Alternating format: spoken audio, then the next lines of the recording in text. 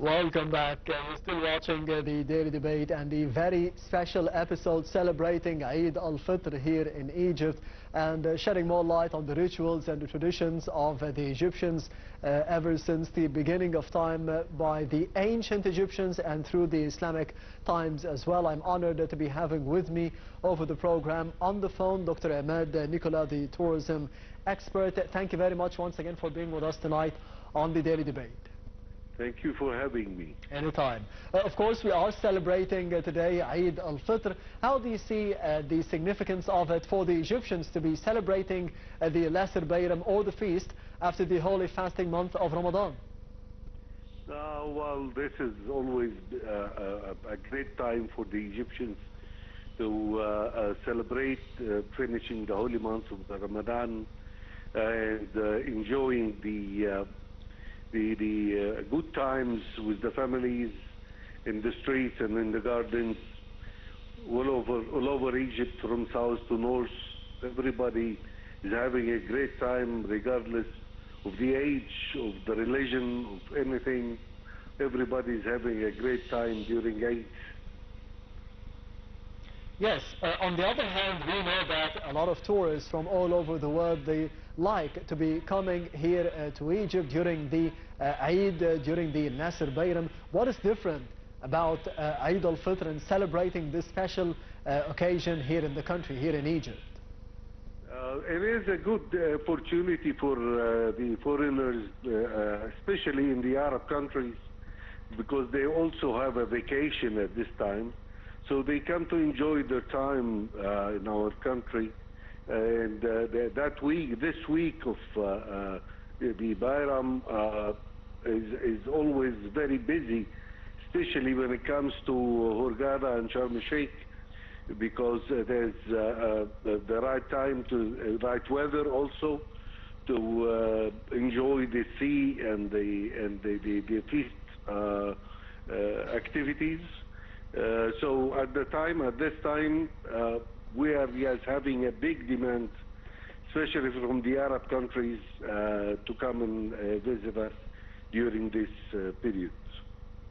On the other hand, how do you see the importance of the efforts of the Ministry of Tourism and the directives of the political leadership to be having promotional campaigns for tourism, for the Egyptians, for the domestic tourism to be refreshed, for the Egyptians to be traveling within the country on the Eid occasion? Do you think that this is enough?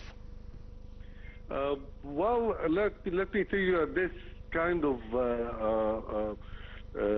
activity was good during the low season of foreigners coming to Egypt. But now, since we have all the world is coming to us in all nationalities, we need the space for the foreigners to come to us and spend their dollars, spend the hard currency in our country, which is good for our economy. So we push for the foreigners first, and then come us, because we can go anytime when it is slow. But in the peak periods, we recommend that the foreigners take the space that we might fill. Yes, one of the priorities, as you mentioned, is to be attracting the foreign tourists from outside of Egypt to be coming and spending their time here in the country. What are the steps taken by the Ministry of Tourism and, of course, by the private sector to be attracting both the foreigners and the local tourists as well to be spending their time during the Eid in Egypt? Well, in general, the ministry is doing its utmost to highlight Egypt as a beautiful destination for the tourists from all over the world. And we see the results for this from the occupancy, the high occupancy we are having now at our hotels and resorts, especially during the Bayram. And at this moment, we just get prepared, get ready to host these clients and host them in our country and show them the magnificence of our beaches, monuments, and everything. So this time is the ground time, is the time when we do the needful to make those who will come to visit us enjoy their stay. To be promoting Egypt as a holiday destination, do you think that there are any missing steps that we need to be taking in the future to be having a better number of tourists, especially that we need to be raising the number of tourists coming into Egypt, I think, to be reaching 30 million by the year 2030? This big hope and the big pictures of 30 million tourists actually doesn't need a promotion. It just needs infrastructures. We need more rooms, we need more buses, we need more resorts to accommodate this target that we have for the 30 million. And this has already been promoted by our government. The government is facilitating a huge amount of money, over 50 billion Egyptian pound in loans for those who is intending to build hotels, rooms, cruises with very low, what do you call it, markup, profit markup for these loans. That will encourage investors to put more efforts in building rooms to accommodate the target that we need to reach within the coming 5 years of 30 million tourists. Yes, Doctor, of course, we know the importance of social media in every aspect of our lives nowadays. Specifically for tourism, how do you think social media could be affecting positively or negatively the number of tourists that we can get every year, and as a tool itself for the Egyptian government, for the Ministry of Tourism and Antiquities, for example, for the private sector? Social media, how can we be using it for the benefit of the sector in the country? Of course, the social media is #1 now when it comes to marketing.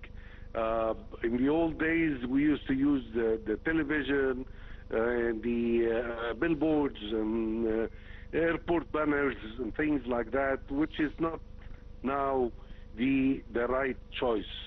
The right choice is social media. Let me tell you that this gentleman, a YouTuber, who came to visit the pyramids and stayed in the pyramids for long hours, was Dr. Zahi Hawass 2 months ago, I guess, has made a tremendous impact all over the world for people watching his episodes that he made in this adventure. And it was really very strong publicity for our country, and people, the demand for our destination increased after this visit. So as you said, now the social media is the key. Yes. For any marketing that we need to do. We need to facilitate these people permissions and invite them to come over, give them all the permissions needed to make more and more of these clips and videos and show the beauty of our country and make the people feel the need to come and make the visit to the Egyptian land. Yes, speaking of the beauty of our country, what are the destinations that we have here in Egypt that get the highest influx of tourists every Eid season? As I mentioned in the beginning, the Eid is always busy at the resorts, Hurghada and Sharm el-Sheikh. If you check now the hotels there, you will find a very high occupancy. We are reaching all over the destination of like Sharm el-Sheikh.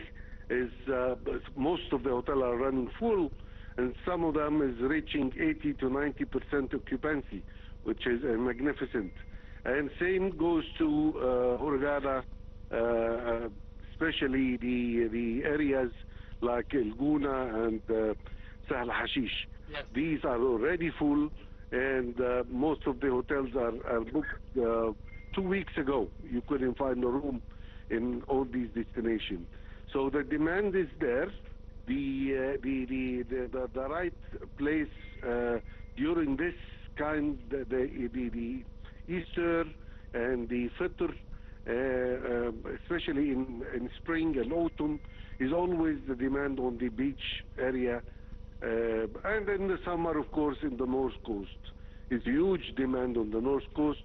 Thanks to God, a lot of hotels is opening up there to absorb the high demand we have for the North Coast also. Yes, Dr. Emad, Nicola, the tourism expert, thank you very much for being with us tonight on the daily debate, celebrating for tonight the Eid for here in Egypt for the Egyptians, the Eid al-Fitr, as we just ended the holy fasting month of Ramadan. We'll be heading to the first report of this special episode for tonight, focusing on Egypt being a journey through time. And we will be having more details in the upcoming reports, so stay tuned.